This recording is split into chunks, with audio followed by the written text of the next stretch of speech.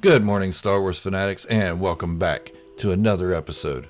It seems the character of Boba Fett has changed significantly. It's been almost a year since the Book of Boba Fett was announced, and we saw Boba Fett in The Mandalorian Season 2. As excited as we all are as fans of Boba Fett and Star Wars, there are some significant changes to the character of Boba Fett moving forward. Now, that isn't to say this is a negative thing, just different. Now let's go back a little ways. If you are old enough to remember seeing Boba Fett for the first time in The Empire Strikes Back and or Return of the Jedi, you'd see that Boba Fett was this loner, this quiet guy. He only had a few lines, he didn't say much, he never showed his face, but he always worked alone in those movies. And now we get some new comic series with Boba Fett with the War of the Bounty Hunters and the Bounty Hunter series, and he's also in a couple others as cameos like the Darth Vader comic.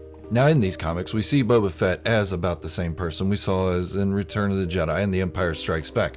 A loner, didn't take off his helmet, didn't talk much.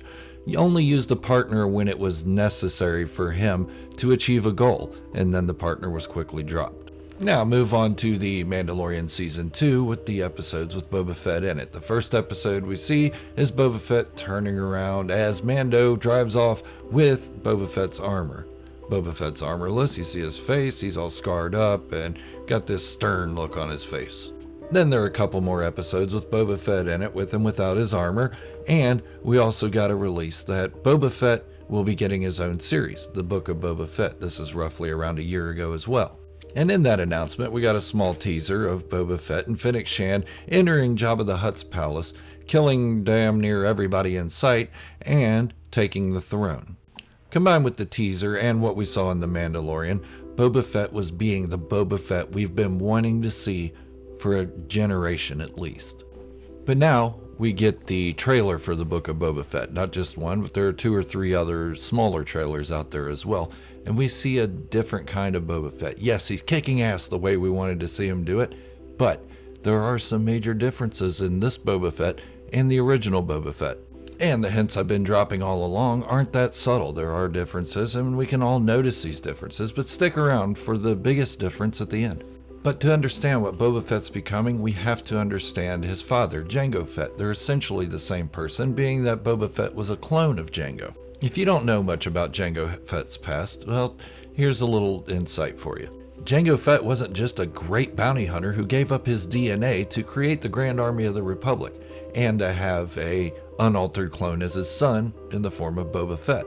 No, in Legends and now partially canon, Jango Fett was a member of the True Mandalorians, a Mandalorian subgroup that believed in reforming Mandalorian society, not to a full pacifist way, but to take out elements of their past as far as conquest, conquering, and ruling other worlds that didn't belong to the Mandalorian umbrella. During this time, he fought in the Mandalorian Civil Wars between the True Mandalorians and Death Watch, where his mentor, Jaster Muriel, who found him as a child, was killed, leaving Jango Fett as the Mandalore, or leader of the Mandalorians.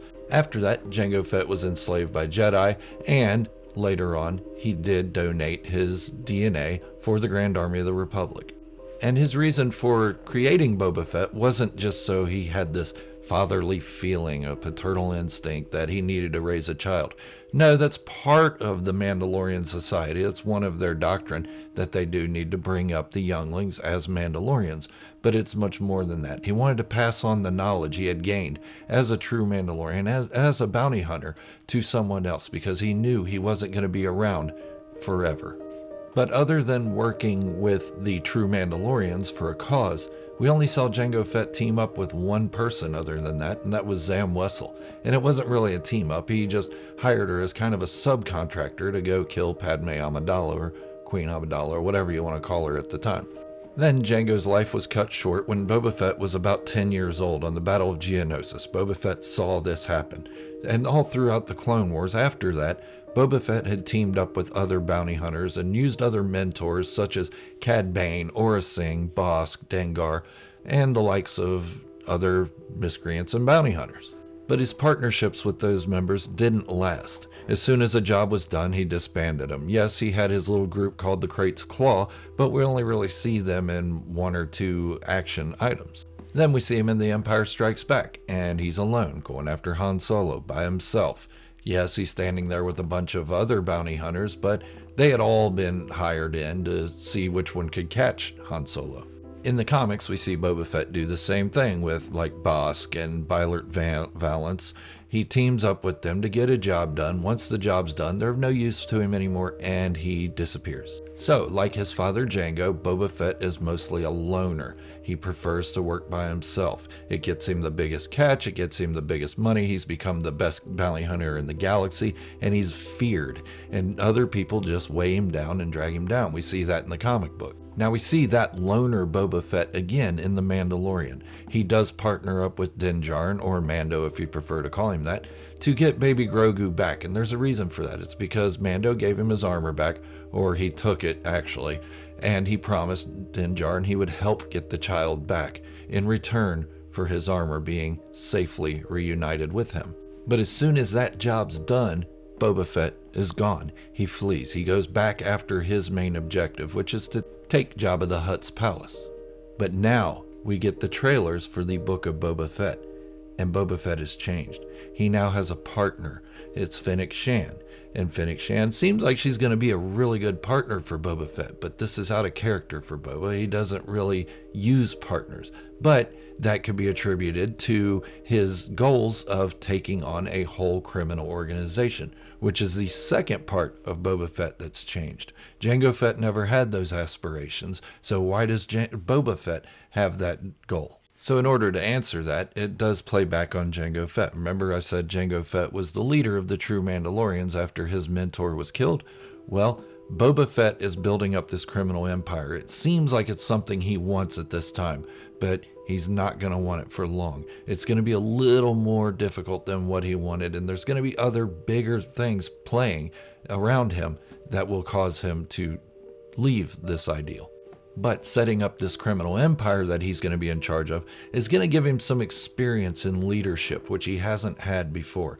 Yes, the Crate's Claw thing, but that quickly dissolved. Instead, this is setting him up to be a leader of another kind, whether it be a lieutenant in the Mandalorian army now, or just fighting against Mandalorians with other Mandalorians. There are rumors that there's going to be a big Mandalorian battle during the Book of Boba Fett. But this change in Boba Fett, with him taking his helmet off more, a lot more. We never saw him do it in the comics or in the original trilogy. He's now taking his helmet off, showing his face. Now, I'm not going to say that's because the actor wants to show his face. He loves wearing the armor, and really that's of no consequence to the story whether an actor wants to remove his helmet or not.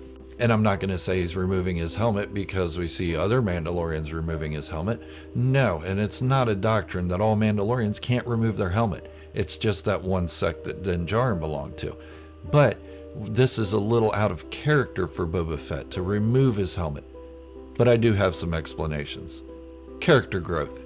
That's all it boils down to. 2 words, character growth. And if a character isn't growing within a story, he becomes stagnant and stale and boring, and you might as well have just left him dead at the Sarlacc if he's not going to do something different than what we've seen before. Because we've seen him be a bounty hunter, we've seen him be successful, we've seen him take on all these high-profile cases and win. We don't need to see him do that again. What we need to see is for him to come up and be more like his father, more like that leader that Jango was before he was tarnished during the Mandalorian Civil Wars, where Boba Fett can take what he's learned and apply it to the Mandalorian culture. And that part of the character growth plays perfectly into his statement that he never said he was a Mandalorian. That's growth. That's coming into what you are, being in your skin and being comfortable with it. But I'd like to hear what you guys think. Leave a comment down below and hit the like button if you like the video. Let me know what you think. Is it character growth, or is it just sloppy writing on the part of Lucasfilm? To me, I don't think it's sloppy writing because Dave Filoni, Jon Favreau, and Robert Rodriguez seem to have done their homework when it comes to characters of the Star Wars universe. But I'd love to hear from you, so let me know what you think down below. Thank you for watching, and remember, this is the way, the only way.